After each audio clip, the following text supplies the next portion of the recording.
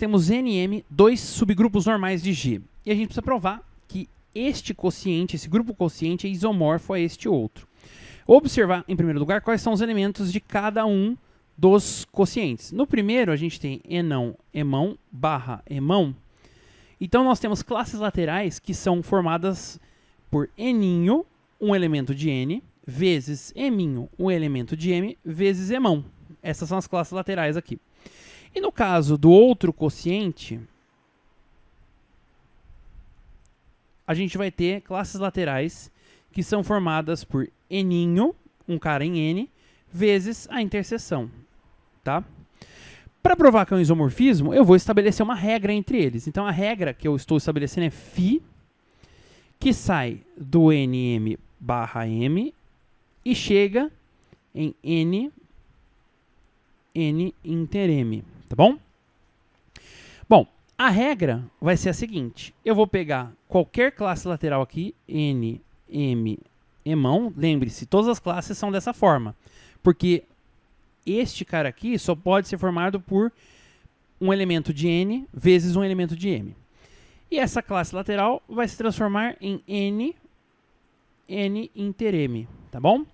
Agora veja, nós vamos provar se essa regra é uma função, se ela está bem definida, se essa regra é um homomorfismo entre grupos e, por fim, se ela é injetora e sobrejetora.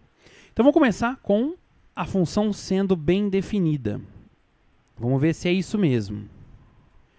Bom, ela é bem definida. Vamos começar com 1.1, que é o primeiro critério, que diz o seguinte. Para qualquer elemento que esteja em n, m barra m, existe um elemento em n inter m que se associa por meio dessa regra? Existe. Por quê? Olha só, todo mundo que está aqui é da forma nm vezes emão. Então, basta você pegar o n aqui, ele sempre existe para toda a classe lateral. Ele vai criar uma outra classe lateral aqui, que vai ser essa. E aí, claro, você associou por φ. Pronto. Esse critério está satisfeito. Agora, o segundo critério é o seguinte. Imagine que você tenha duas classes laterais no conjunto de partida. Então, N1, M1 vezes M. E essas classes laterais são iguais. Então, N2, M2, M.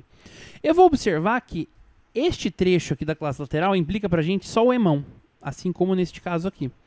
Então, esta classe lateral nada mais é do que N1 emão e essa aqui é N2 emão, tá? E como elas são iguais, eu vou aplicar uma propriedade operacional de classes laterais, que vai fazer o seguinte para a gente, ó. N2 elevado a menos 1 vezes N1 pertence ao conjunto M. Agora, por hipótese, como esses dois caras, N2 e N1, também pertencem a N, é claro que o N2 elevado a menos 1 vezes N1 pertence ao N.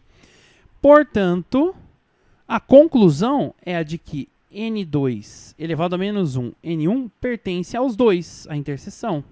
Tá certo? Agora veja, como esses caras pertencem à interseção, eu posso escrever simplesmente que N2 elevado a menos 1 vezes N1, tudo isso aqui multiplicado pela interseção, é a própria interseção.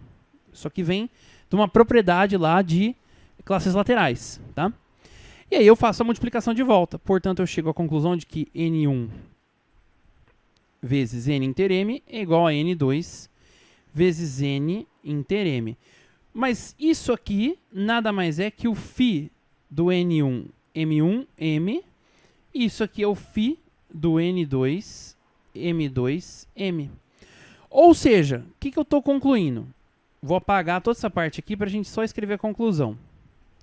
Estou concluindo que, se isso é verdade, então o φ do primeiro é igual ao φ do segundo. Isso aqui é uma condição importantíssima para a gente ter uma função, tá bom? Portanto, nós temos uma função. Então, este critério está resolvido. Bom, vamos começar observando o seguinte. Pegue duas classes laterais sendo multiplicadas, isso no conjunto de partida. Então, eu vou ter N1, M1, M, vezes N2, M2, M.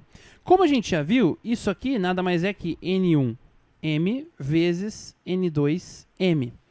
E por definição de propriedades de classes laterais multiplicadas, já que o M é um subgrupo normal, a gente vai ter N1, N2, M. Veja, ele é um subgrupo normal de G, então ele é um subgrupo normal de NM também, tá certo?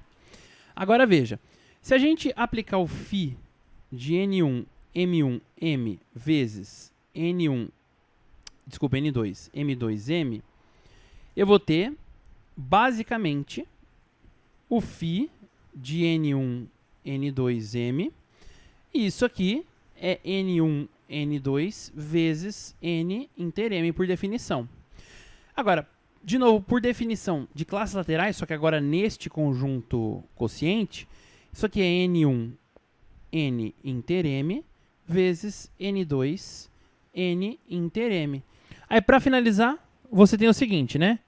N1, N inter M vezes N2, N inter M. Isso aqui veio da onde? De φ de N1, M1, M vezes N2, M2, M. E aí, por definição, este cara aqui é a φ de N1, M1, M. E este outro cara aqui é a φ de N2, M2, M. Ou seja, eu tenho um homomorfismo de grupos.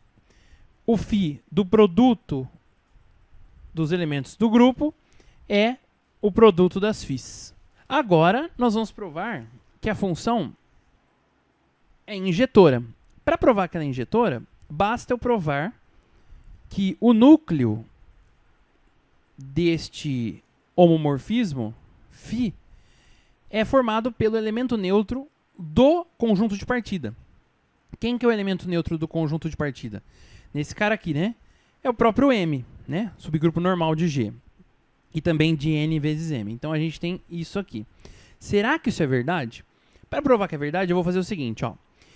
Imagine que você pegue uma classe lateral no conjunto de partida, uma classe lateral qualquer, que seja igual ao elemento neutro, sempre igual ao elemento neutro, do conjunto de chegada. Bom, o conjunto de chegada tem elemento neutro igual a N inter M.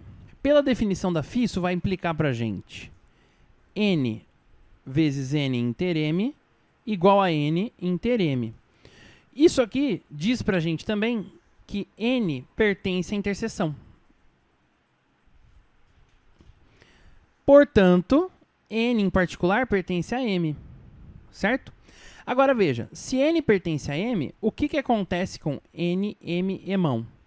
Esses caras pertencem a M. Então, se você multiplica um cara em M com a classe M, isso aqui dá a própria classe M. Ou seja, o que eu estou dizendo? Todo mundo que está no kernel do φ só pode ser o próprio M. Tem que ser da forma igual a M. Isso acontece se nós tivermos N e M aqui pertencentes a M. Tá bom? Então, de fato, é uma função injetora. E, finalmente, para provar que ela é uma função sobrejetora, ou seja, vou provar aqui que φ de NM barra M é o próprio N barra interseção dos dois. Bom, aqui a própria definição facilita pra gente, porque olha só, se você tiver uma classe lateral N0, N inter M no conjunto de chegada, será que existe um cara na classe lateral do conjunto de saída, ou seja, NM, que faz com que isso aqui seja igual? Existe, né? Por quê? Essa igualdade vai ser, na verdade, N inter M. Basta, portanto, você ter N0 e N elevado a menos 1 pertencente a N inter M. Tá bom? E aí, o que acontece? Qual pode ser um caso em particular? Pode ser o N elevado a menos 1 igual a N0 menos 1. Pronto. Então, é claro, né? Se você puser N igual a N0, você completa a demonstração. Você diz, olha, de fato, todo elemento do conjunto de partida tem um correspondente no conjunto de chegada. Portanto, a função é sobrejetora. Ufa!